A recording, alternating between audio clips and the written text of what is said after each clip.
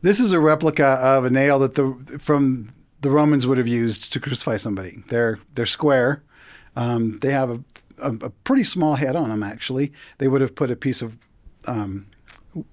wood or something at the top of it, and the place where they would place the nail for scourging, for crucifixion, would be there. If you put your finger, your thumb, and your pinky together, there's this little furrow that takes place right at the base of your hand. And the angle of the impalement would have been about like that. So it would have come through the hand and out at the wrist. Wow. We hear people say it's impossible that it be through the hand, that Right. it was really through here, and all this kind of stuff. But no. Nope. Okay. The Romans were really good at this. They knew how they could crucify somebody in a matter of minutes. So his hands would have been clumped up, his nerves would have. Yeah, that would have severed the median nerve, which would have caused his hand to do kind of like that.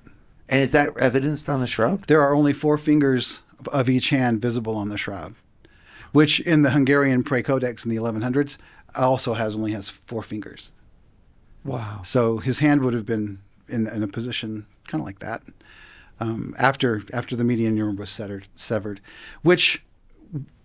and the median nerve goes all the way through, pretty much through your chest cavity, and it would have caused searing pain, like if you can imagine somebody pouring boiling water on over you. I can't really imagine. It would have caused pain like that, shooting through his arms into his chest.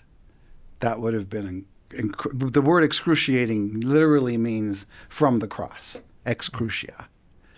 And we have an English word that we throw around when we don't really know what excruciating is. Is there any discrepancies? Like, are there things that we see on the shroud that aren't biblical, or things that are biblical that we're like, well, it didn't quite match the shroud? Or is it a perfect match? It's from what I've been able to understand from my reading of Scripture and from the church's exposition of Scripture, they match exactly.